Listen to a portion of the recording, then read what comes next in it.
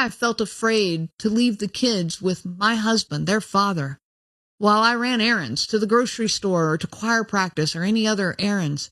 The woman shared a story of how she doesn't feel comfortable leaving her children with her husband. She said that when she leaves her children with her husband, it's not that the husband will beat the children physically, but the kind of emotional damage it causes to those children, she doesn't feel good about it. So she's like, it keeps doing this over and over again, and even for her to go to the grocery store, for her to go to the salon, she cannot leave them with this man because he can just get triggered with any little thing can just trigger him, and the children are already messed up mentally, and the way she left the children, that's not how she's going to meet them when she comes back from wherever she went to. Let me play some videos for you all to watch, and I'll be back at the end of the video. I felt afraid to leave the kids with my husband, their father, while I ran errands to the grocery store or to choir practice or any other errands. And I'm happy to answer that here. I wasn't afraid for their physical safety. He wasn't going to hit them or hurt them in that way. So why was I afraid to leave them alone with him? Because he was a bully. And exposure to bullying has long-lasting psychological effects on the victims, and these victims were children. I would leave the house with the kids happily playing and come home to a total disaster. And this didn't happen occasionally. It happened often. So what is it that he would do? One of the biggest things he would do is what I call guard dogging. He looked for a reason to be mad at the kids. Well, guess what? Kids are kids and they do kids things. Yeah. If you're looking for a reason to be mad at a kid, you're going to find it. Okay? They do things that adults don't understand or don't have patience for. There's nothing wrong with kids being kids. They could be happily playing in the other room, having nothing to do with their dad, and yet he would find a way to be mad at them. Maybe their laughter got a little too loud. Maybe one of them jumped on the sofa. Maybe they forgot to clean up the game that they, when they finished playing it. Maybe the dog was barking and they didn't quiet the dog. I don't know. It didn't matter. It was a bunch of little bee stings.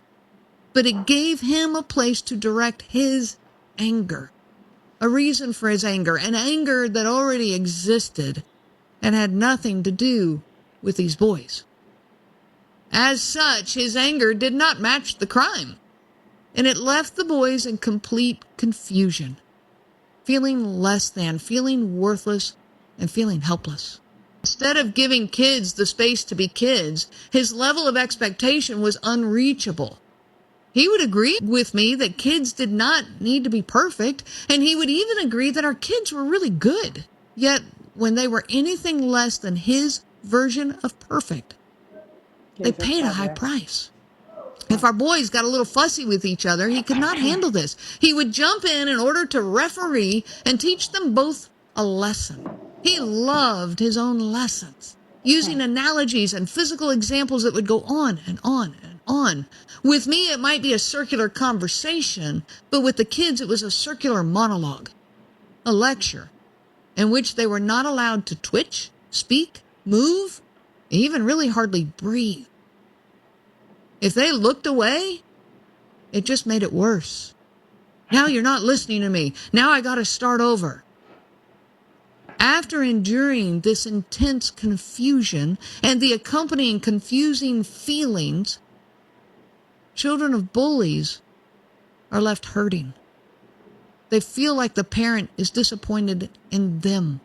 They feel like an inconvenience to them. They feel like they don't matter, and they definitely don't feel like they're safe to voice their own feelings. They walk away feeling unloved and unheard. But if they did anything that captured their dad's attention, there was a high potential of an emotional breakdown and disaster. One of the big issues with me leaving the house is that I never knew what was going to set things off. When I returned home, it was clear that something had. If I asked my husband how the evening had gone, he would say, "Oh, it's been a good evening. Nothing unusual." But my kids were in their separate rooms, mad, closed off from the world, not playing, not engaging with anything, and sometimes sitting in total silence. And I would ask the kids how things were, but often I did not get an answer. They wouldn't tell me what had happened. At this point, they wouldn't tell me because I was still trying to fix things with their dad. So when they told me, I would talk with him in hopes of working this out. But he would go back to, quote, make things right. And we all know how this goes with a covert narcissistic person. They simply pick up where they left off and explaining how this is all your fault. Imagine having a partner, your husband, the father of your children. They're supposed to do things as a team. You're together. Marriage brought you guys together and you produce children. You're supposed to raise these kids together. But now you're afraid to drop the children with your partner. It's kind of, it doesn't just like, it's sad because I feel like the kind of seed that this man will be planting in those children's hearts, we don't know what's going to produce later in the future, because now they are scared of their dad. They'll be scared of their dad. They cannot express themselves, and even then the children knows what's up, what is going on in the household, right? And I feel like most mothers feel this way because almost all these men can be a covert narc, and they always try to be authoritative. They always try not to participate when it comes to raising children. They always make it look as if it is a woman's choice to always try to be there mentally and emotionally for the kids. That is why you always see kids are happier when their mother is around. You see that some children, when they've not seen their mom all day, they're already worried, where's my mom, where's my mom?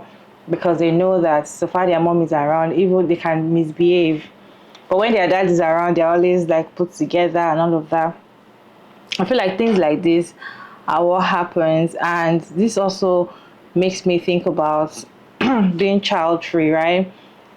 So most of the time, some people don't even want these children, but they're having it just because of family's sake. Or I want to build a family, I want to have a large family, or I want to maybe just for society normalization. Okay, this is what is going on, this is how it should be.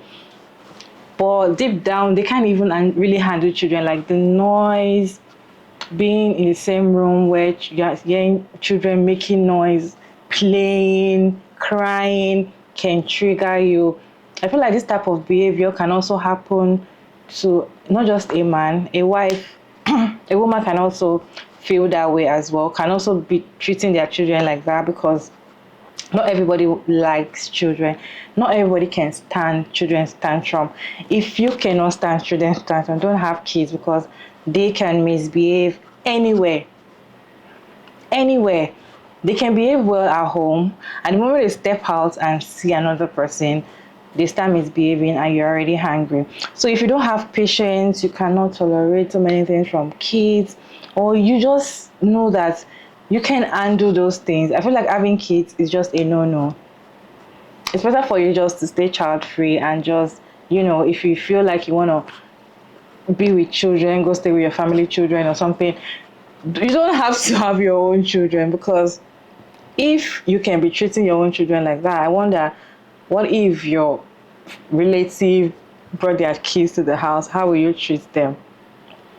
If you can allow your children to have those kind of emotional, how will other children be safe with you and you're a parent? So I just feel like this is the reason why most people should just go with the flow, go with who you are as a person. Okay, I don't want to have children because I cannot handle those kids. I cannot stand children crying. I cannot handle so many children in one space, or they always making noise. Some people is just cry. Babies cry pisses them off, and which is fine. If babies cry pisses you off and you go as far as go have a baby, when your baby cry, what do? You get irritated, you get triggered. There's nothing like when I have my own, the cry is different. It's the same cry, right? It's the same cry. So if you cannot handle cry from baby, How can you handle your own? So when your child start crying, this is when you now start behaving somehow, like you start shouting, you start being angry, you just be disorganized and all of that, and the kids are seeing it. It's affecting them. And my own is that it's affecting them, not now. Might be later on. They might feel neglected, they might feel like they are not loved, they feel ignored, they feel alone, and it affects them later in the future. So I feel like whatever seed you plant in your child now generates later on in the future. So it's better to be with somebody that is in the same connection with you. Okay, you want children, you can handle children, than just being with someone that just like the idea of having kids, right? In the comment section, a lot of women were talking about how they stayed in the marriage knowing that their husband was like is a covert knack, was like that. They stayed and it affected their children a lot, and they would have left sooner. Most people were saying that the adult children that happened to them when they were young, they were like, this happened to me, my dad was like this, da da da da. And there was a man that said that this is exactly how his wife behave when he is not around. So that's why I say it doesn't just happen, it doesn't just a man thing, it's both man and woman, but mostly men. Because I feel like mostly men that always try to remove themselves from being in that, I want to participate to take care of this child. They always see it as a woman's work, a woman's job to take care of a child. Anyways, what is your take on today's conversation on a narcissist parent? What is your take? Let us have conversation in the comment section. And thank you all so much for tuning in today's video. It's your favorite girl again, Mara David. And don't forget to like and share and subscribe. Please subscribe you all and turn on the post notification bell to get notified as soon as I upload another interesting video. And I'll see you all in my next one. Bye.